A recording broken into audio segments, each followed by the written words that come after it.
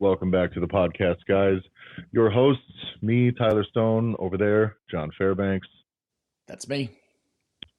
So we've had a big week this week, John. We've been running a bunch of clients through kind of reskinning their offers, getting stuff built up, teaching them how to sell their offers, how to present them, how to talk to people, how to talk about their stuff on social media. It's been a very, very, very productive week, and I think we've got a lot of businesses and coaches out there, new trainers, new gym owners who have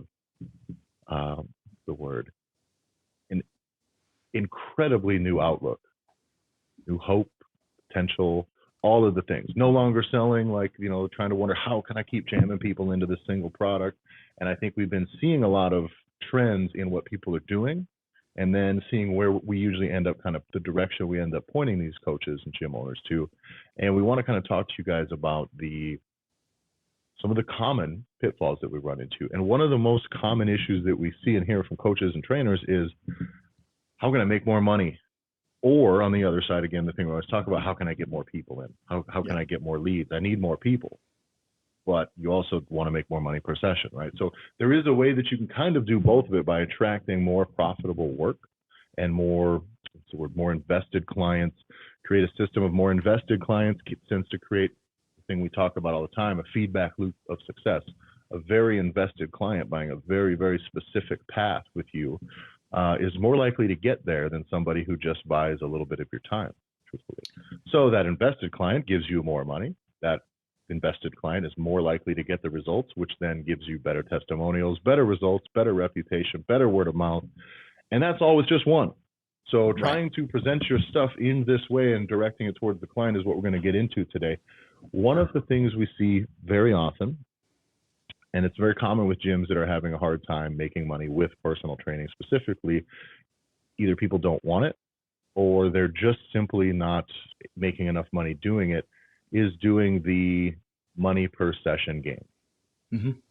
When we get into, as gym owners, as coaches, when you get into selling personal training, by the way, I don't blame you. I've done it, where you just start by saying, someone who wants personal training, you say, perfect, I'll charge this amount for this many sessions per week. And that is what you do, because the truth is, like all things we do in business, sometimes you just need to make it happen first. Right. And I'm always a good advocate for that. Like, you know what, I got to make a product. Somebody wants my thing. I haven't thought about it. Perfect. Whatever. Just get doing it. And I do believe in that. Action first, simple action first, I think is a good starting point.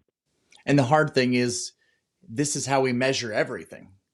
So really, when it comes down to it, it's going to be, especially from a gym owner's perspective, what's the cost per hour, right?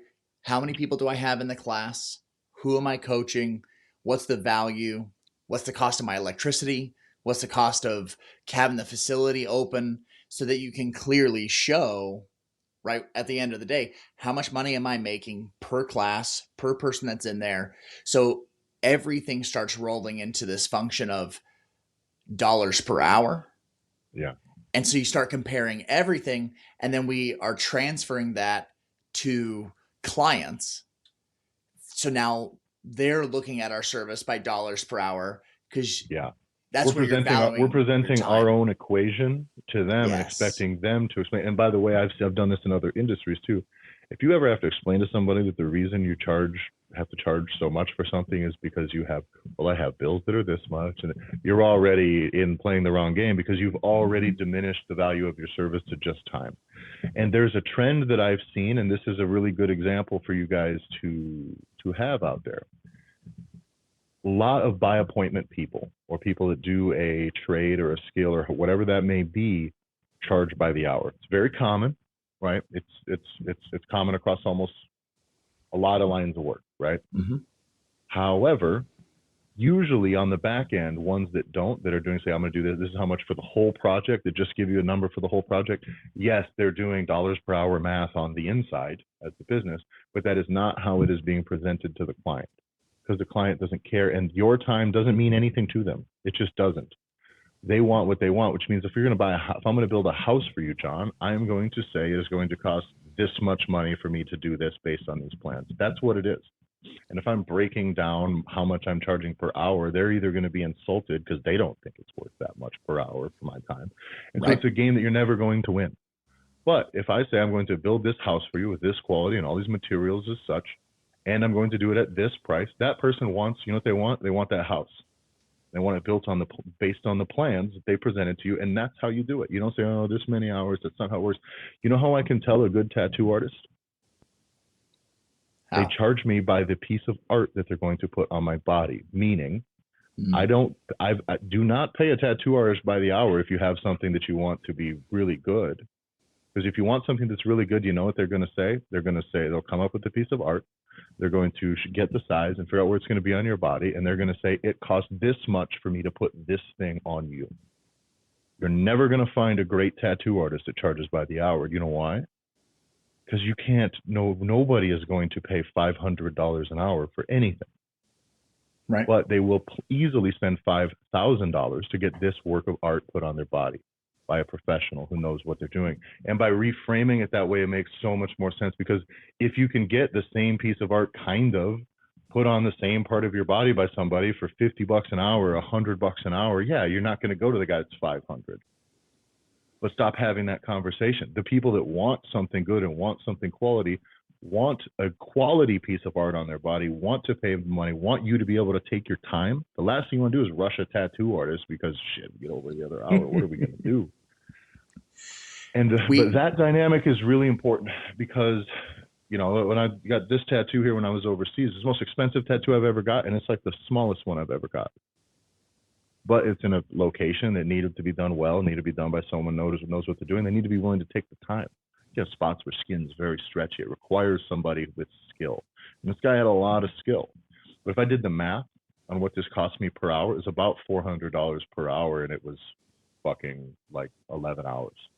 You know what I mean? It's like almost a $4,000 tattoo per near. I would never have paid that if he told me that's what he was charging per hour, then I would have lost my fucking mind when we got to hour 5. I'm like, what are we doing? You know, but what I had, because the arrangement going in was, here is the piece of art, here's where it is on your body. He showed me exactly, put me in the position of knowing what it's going to look like on me. Mm-hmm. Literally, you know, he mocks it up and goes, so to do this and put this here will cost this much. And you know what? He made a bunch of money. It was very profitable for him. 5 hours one day, 5 or 6 the next. That's it. But that's the point, is I got exactly what I wanted, and I have no complaints about the price and no complaints about the work. Everybody wins in that situation. If I wanted to race to the bottom, I could go to the guy, the per hour guy. And this is a thing that, as gym owners and as coaches, you have to understand that same principle. You have to extrapolate that out to what you're doing. And yeah, there's a time and place for whatever you need to do. If someone just wants a session here and a session, yeah, whatever. Think flexibly. But as you're trying to attract people, and as you're trying to draw people in, and you're trying to move them up your value ladder and offer higher levels of service, which is always the thing that we talk about. How can we serve them better? Because in serving them better, we can charge more. Yeah, and as you are doing that thought exercise, we've talked about this before, but this is the value of look outside the industry, right? Don't be afraid to creatively come up with solutions that maybe aren't stereotypically inside maybe your immediate market or in the fitness industry in general. Because we had an example this week where we had a coach be like, how do we get someone to stop asking me for discounts? And it's like, you know, I have a wedding photographer that's going to charge me $3,000 to do our photos. There's no question about like discounts or like how much it was per hour. And nobody ever asks a wedding photographer, like, well, what is that per hour? Nobody does. Because what you want is the delivered. I want you to capture all these moments for me. You know, that's the thing. It's not about time. It was never about time. No. And we've given the example before of, I think on this podcast, which is the locksmith example. Yeah. You just want to make sure that the dude's not going to come back to your house and rob you. And you want to make sure it gets done well, and done right. And you pay a lot of extra for what with the locksmith? Convenience. If it's a Saturday and a Sunday, if it's late at night, like the guy that's what you're paying for. He's never going like, I know someone spent $500 on a locksmith 2 consecutive weeks in a row in Austria. A friend of ours. She locked herself out of her apartment in a nice place, kind of a complicated ordeal late at night. 2 weeks in a row, $500 with locksmith. Well, but what are you going to do? And it's not about having them over a barrel. It's that is the service, by the way. Like, you know what? I'm sleeping, lady. Like, I'm on I'll call. go, but it's going to cost. By the way, you know why you got to pay me to go at 4 o'clock in the morning? Because I don't really want to go. Convenience is another. So when you look at things that are valuable to people, the results they want to get are important. The investment that they have to make in time and effort in getting there is also very, very important. Right. So if you can say truthfully, could you say this is the easiest way for you to lose 20 pounds with the least amount of work? I don't advise you probably to do that, but that is actually probably a pretty valuable offer that would differentiate you from a lot of other people. Is it easier? Is it faster? Right. Faster works too. Fast is great for adding value. Or is it more certain? Right. Is it a more certain path to their results? Meaning, like a lot of people, it's, are you going to cover nutrition? Are you going to cook me breakfast? Are you going to get me a chef? Are you going to, kick my ass when I'm dragging ass in the gym? Are you not going to accept low effort work from me? You know what I mean? There's a thing that I do when I go into coaching is I need a coach to hold me accountable for my bullshit.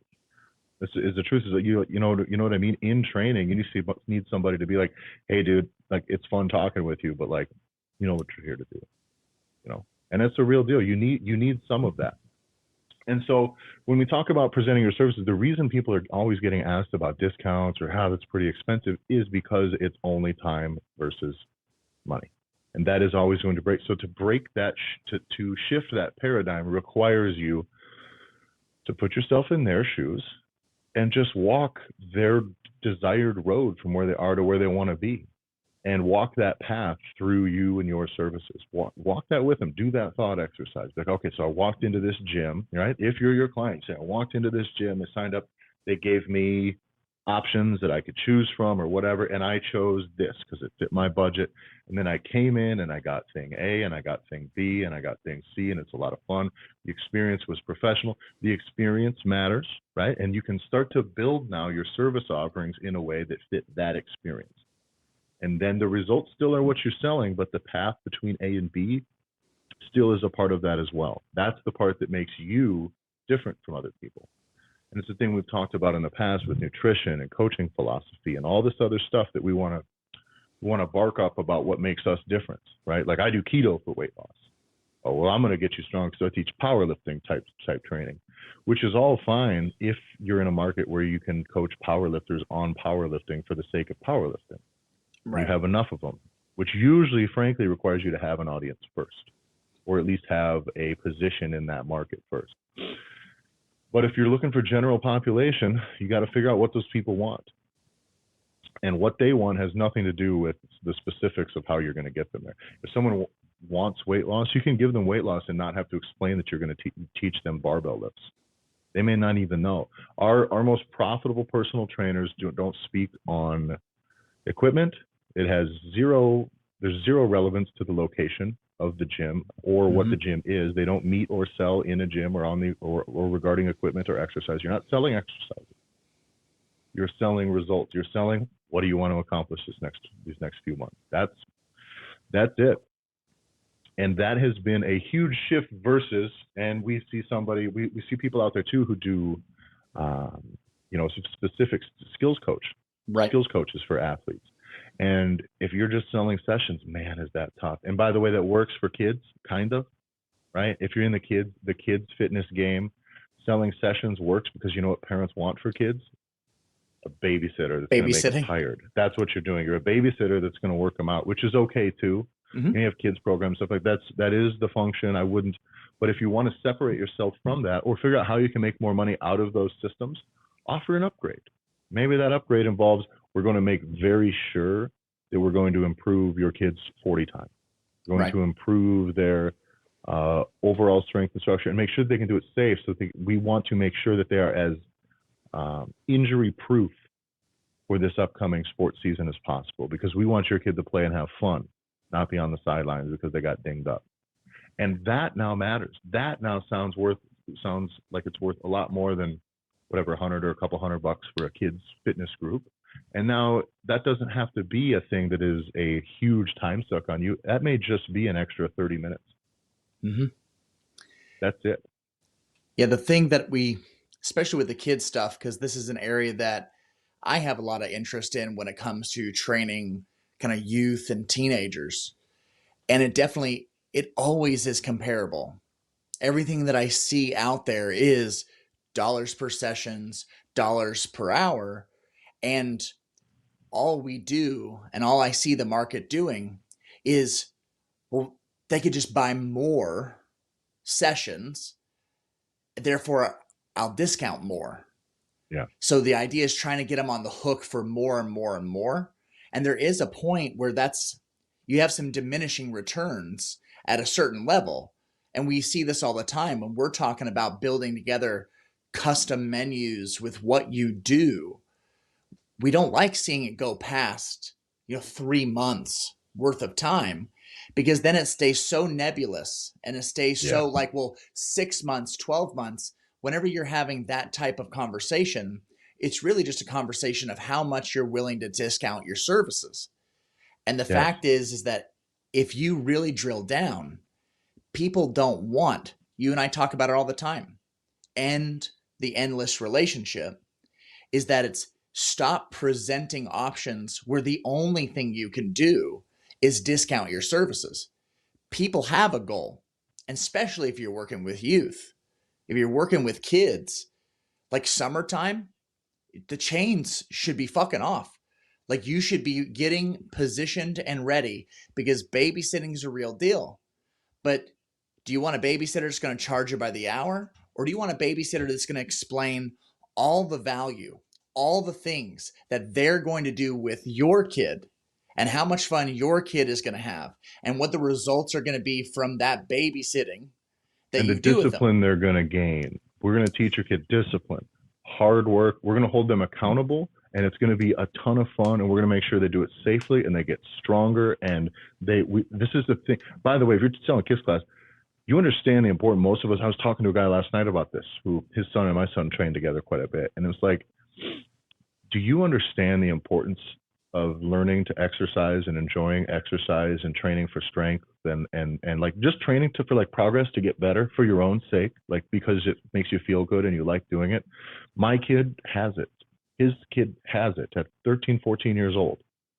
I did not have that. I was a good athlete and did enough of the training stuff to keep people off my ass, and of course responded well, when I was young. But I didn't do it, didn't want to do it, didn't give a shit at all. And then what that cost me is about 12, 13 years after sports end, Sure. as an adult, of slowly getting fat. And now you have to relearn that and undo that.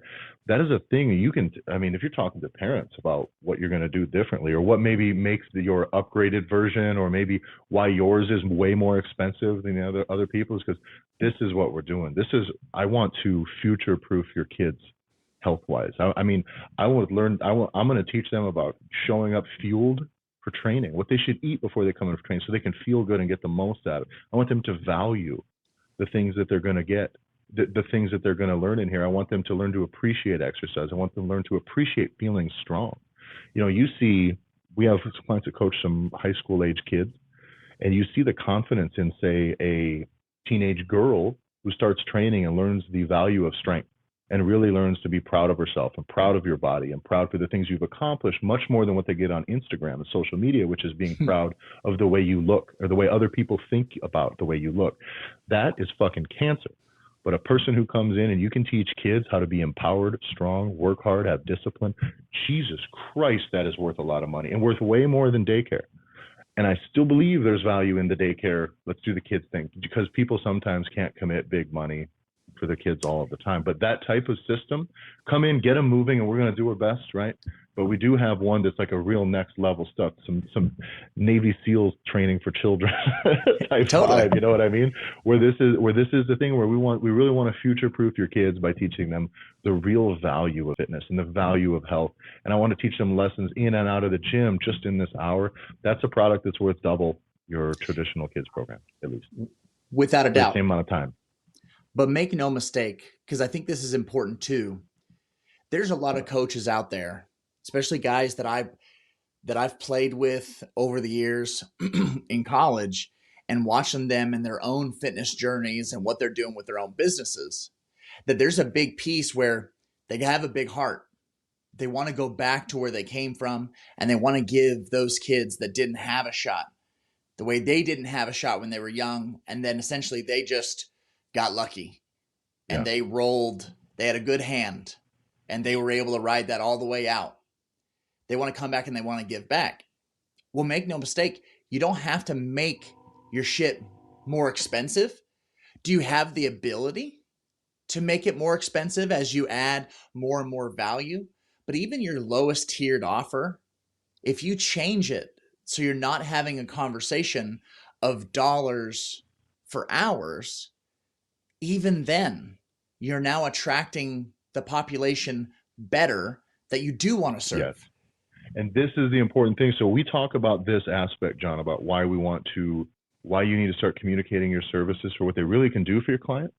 Because if you can't explain it in a way that works, that covers those bases for them, then your product needs to be altered, right? Or at least needs to be changed in a way that will fit people's desires a little bit better. It doesn't mean the product itself, the base product, can't stay the same, but it means you have opportunities to, if you're going to make more money for that time, that's how you're going to do it, right? You're going to need to fill those needs better. We always talk about doing that in the context of, because you can make more money for your time, therefore you don't necessarily need to have this big influx of leads, right? Right. Also, because you want to have these bases covered before you get an influx of leads. So we can get to leads, right? But you want to have something profitable to put them in as opposed to not. I'm sure, I don't know if I mentioned it on the podcast, the McDonald's dollar menu thing. Yeah. But the dollar menu was there because it was basically going to get a bunch of people to go, because holy shit, dollar McChickens, dollar McDoubles, dollar double cheeseburgers back in the day, guys, the real double. But then what happened was McDonald's realized people were only coming to them for that stuff.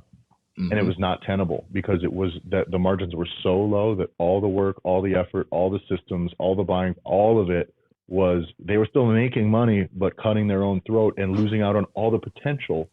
And so what they did is they had to eliminate it. They had to raise the prices on those things, and they had to make sure that people were falling into products that were more profitable for them, also more likely, that you're probably more likely to enjoy. Now, don't get me wrong. I've had a lot of 8 McChickens, 4 McDoubles orders in my life that I put down. You know what I mean? This is right. So but I know that deal. But in a gym, what you need to do is you cannot just be selling McDoubles. And that's when you're trading time. That is kind of what you're doing. Now, because you get the profitability of the programs you're offering, right, by making these few changes, the thing is your products are more attractive generally, outwardly, because you're communicating, because when you explain them in this way, now it makes more sense. It is a huge attractor because, again, if you see 10 personal training sessions for $750, if you see that on a website, that is not appealing to me at all. If I don't know what I get, I don't know. And it's not about me at all. Mm-hmm. I might as well be buying plastic bags. These go in the garbage, and this is what you do. It's a transactional product thing. It doesn't mean anything to me. It doesn't move me. And you do need to speak to your clients and what's going to move them, and what they want is the feeling that they have. They want it to create energy and create momentum moving forward. Meaning, I feel like I'm stuck. I'm feeling this spot. I feel like if I can take this one action with you, and once they come into contact with you, it's yes, what we're going to do is, and then you just lead them through all the little things that were in the way. And this is what you want to get. Perfect. Here's what we can do. Here's a few choices for how to get there. You will close a much, much, much higher rate of the leads you get, first off, which is a great fix. You will make way more money per lead that you close, and you're going to inherently get more leads because your offer, your communication, your structure, your products, everything is significantly improved and much more attractive to somebody from outside your system. And incomparable now. If everybody else has their prices out there and it's just a membership, or it's just punch cards, or it's just how much per session, okay, you're playing that game now, and I don't want to play that game. I just don't want to. I refuse to. It's not worth my time. We don't do it for any facet of any business I participate in. No, and you have a unique perspective because you watched a business that you were in transition from that world to something totally different, and watching how that got implemented. And that was in a world where it was very new, right? Doing this on the technical side of things, that's people's expectations are money for time. That is what they think. Time and material, time and material, time and material. You go there, you're there for 30 minutes and it's $500. So they're like, well, how much was that part? I don't sell parts. I sell a service. The service is your thing was broken. I came here. We got you up and running. We were nice. We were friendly. I dressed nice. I didn't park on your driveway, and I made sure you knew it. You know what I do? We also these are things that are policy, by the way, that makes everything feel better. Another policy we used to do: we didn't park on the driveway. We would mention it every time. You know, our vehicles are very well maintained, but it would be a real shame for some reason for us to be dropping oil or something on your driveway. Is it okay if I park in this spot in the street? Perfect. Thank you. The other thing that would do: never, ever, ever ring the doorbell. Yes. Never. Always not. Everyone's got babies and dogs. You want to start with some yipping baby dog situation, even though that's an acceptable way to show up to someone's house, knocking first, guys. So these are little things now that makes no cost or costs nothing. But now that experience now starts to paint with, we are professional, clean, friendly. We are this is a premium service. The whole thing now feels like this. And that's exactly what we want you guys to do with the things you do best, by the way. If you want to be the raw, rugged place that gets people big time PRs, by the way, I love that shit too. That's my jam. Totally. Right? And I can sell that too to those people. But do you have enough of those people at your disposal? Maybe you need to grow a lot of general population clout before you can specialize, which is another possibility. It all depends on your market, but whatever it is that you are doing, that is the best advice I can give you, is to just make your stuff take the shape of the journey that your clients want. And then everything else that you do will trickle down from there. Another thing that is a shame is if you stay in this general dollars per hour, highly comparable to other people that either are in your immediate market, or if you're online doing coaching now against the world, right? Very comparable. The issue is you're allowing people to already assume what those 10 personal training hours are for the $750. Like, they've already established, oh, well, I know what that is, and that's not worth it to me. Mm-hmm. So even though they don't know. They have no clue. And that's exactly where I'm driving, is how did the business that you worked for, where you established not parking on the driveway like that, how we established not ringing the doorbell, how we established all of these pieces that, as you add them up, allows you to become more valuable and makes it to where people are more pleased with that service, that only comes from conversations, being willing to extract that data.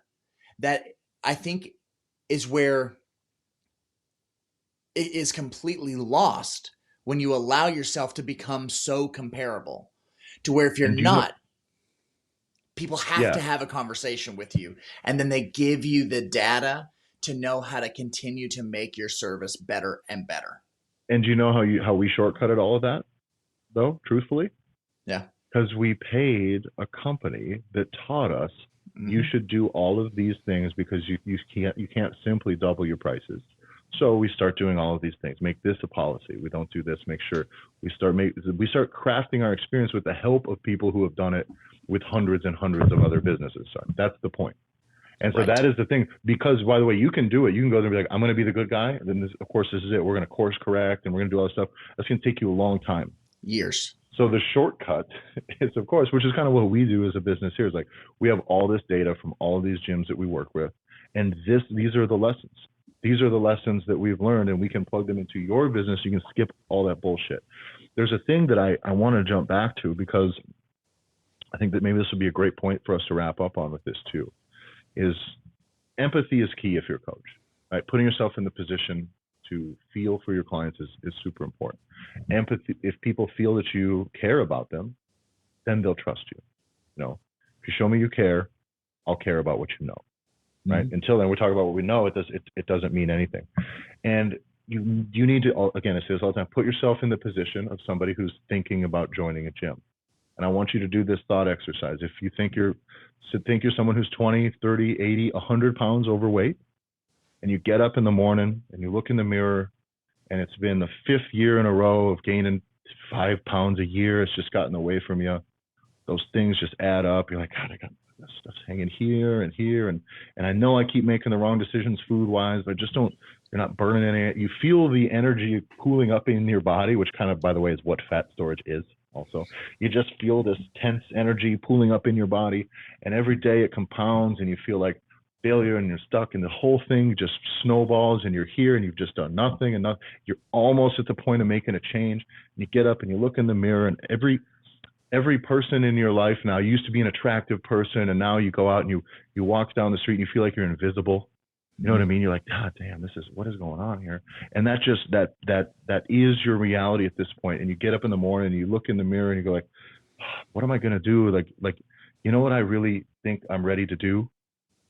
I just need 10 sessions. Nobody fucking thinks that. What do they want? You think that person looks in the mirror after all that and goes, I just want more than anything, do I want 10 sessions? No, we want to make sure that we can get this weight off you as quickly as possible so that we can make sure we help you. We want to do it safely because we want to make sure that you can keep it off. I want you to feel good walking down the street. I want you to have confidence. I don't want you to have that pent up energy that you need to get something done. Like, that's cancerous, right? Let's blow off that steam. Let's get you feeling good. Let's get you looking good. Let's get you walking, talking, high on the hog. That is what we offer here. This is what we can do. And I can do this much, this amount for this thing with covering all these needs. That's the what, right? That's where we can fill that in at the end, right? We're going to do this. It's going to be food, this, all count, whatever it is that they need. That is so appealing to a person in that situation. Does that make sense? Nobody looks in the mirror 30 pounds overweight and goes, God, I just really wish I had 10 sessions. No, they go, I wish I had fucking abs. I wish I looked better. I wish I felt better. Like, do that. Give them that. Talk like that, because you're not talking to them when you're talking about the difference between brown rice and white rice. They don't fucking care. They don't care about the reason you like to do this type of exercise this way and the other way is wrong. They don't care. That's not what they want.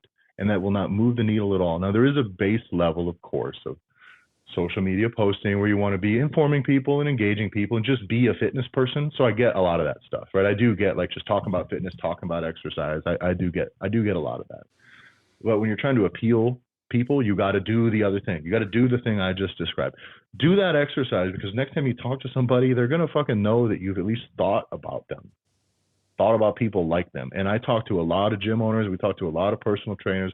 I talk to good ones and we talk to bad ones. And the fact is, there's some out there that don't give a shit about their clients, or even if they do care, they've never really quite thought through just this exercise that I did. Was that 30, 40 seconds?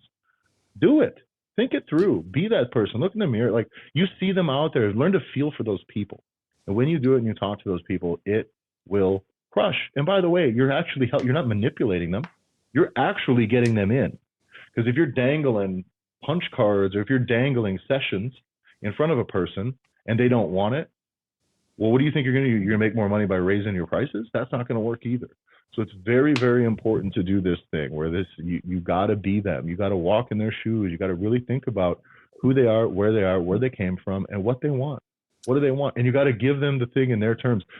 One of the things we talk about in MMA training all the time is, like, the best way, of course, for you to get better, say if you're doing kickboxing, right? The best way, which is what I do, the best way for me to get better at this is to go in and drill the most boring shit all the time, right? If a coach truly was like, I want to make you the best kickboxer you can be in 2 years, that's what it's going to be. I'm going to be doing hours and hours of just conditioning and fundamentals and just building this huge movement base. Like, that's what we're doing here, right? Except a month in, I'd be so bored.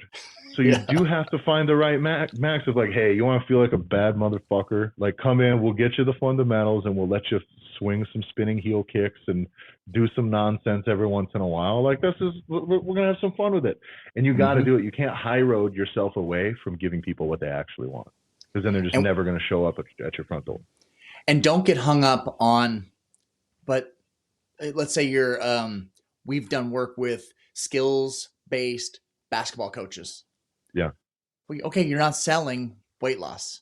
All right, so that's fine. So don't get hung up on the topic. Stick to the principle of that thought exercise. Put yourself in the people that you want to work with. Put yourself in their shoes. What do they want to achieve? What's the skills that they want? Why do they want those skills? Why don't they have those skills? Who has those skills? And what is the result in this person not having those skills right now. And what could they achieve? What could their future look like? What could their life look like when they get those skills, which you can give them in a X amount of week program that you can guarantee, and you can hit all these different levels because you bothered, just like you said, to take a 30-minute thought exercise to stop talking about, well, all you need is 10 sessions with me and I'll help you with X, Y, and Z. It's like, no. And this is true. And when I mean empathy, I mean it, is you cannot just think your way through their shoes. You need to feel it. You got to do it. Because if you don't, it just doesn't work. So that, and the same thing with the skill thing you described. What does that look like? What does that look like? You love the game. You love the game. You want to make progress. You live it. You breathe it. But there's only so many hours in the day, right? You want to have the time having fun playing at the park. You want to have fun playing with your friends. But at some point, we want to make sure that we have progress. You want to get better. You want to earn your spot on the team. You want to feel better. You want to be safer. You want to know the game. You want to be a student of the game. You want to play at the next level. Well, let's get you all of the skills that are required for the next level stuff. And I can do it because I know this, and this, and I know exactly how to. Now that seems a lot better than we have workouts that you can come in and do at our skills training camp stuff, and it is a more specific tone. It speaks more to them, and it just allows you to dangle a product there that's worth more money. And that's the truth. So, guys, I think that's got us about wrapped up for today. You want in? We are probably going to be shutting down the low cost of our kind of offer audit stuff, where we come through and help you clean up your menu with your services and teach you how to sell them. That will not be the $397 price for very long, because we are about to take on a whole bunch of new people here running through, and we want to make sure that we can really, really serve everybody well. That introductory offer we're going to hang on to. So if you do get it within the next, I would say probably a week or two of the release of this episode, shoot us a message and ask. We can probably get you in at that price. Otherwise, it'll start to go up as it's part of some other services that we're going to be doing here. So if you want in, though, you can shoot us a message. Message me at Tyler F. and Stone, message the podcast at the Gym Owners Podcast, or John at JBanksFL. And anything else? What do we got? The Facebook group? Yep. Go to community.hackyourgym.com. And if you want to take the journey on your own, take the time, really go through the deep dive with your business, get all the things, your processes, your opportunities, identify everything within your business as it sits, and then make a game plan going forward. The you do it, the more thorough version of everything, you can still get into Gym Hacking University. So that is at hackyourgym.com, and you can message us if you have any questions about that stuff as well. So I think that'll do it, everybody. We'll see you next week. Until next time.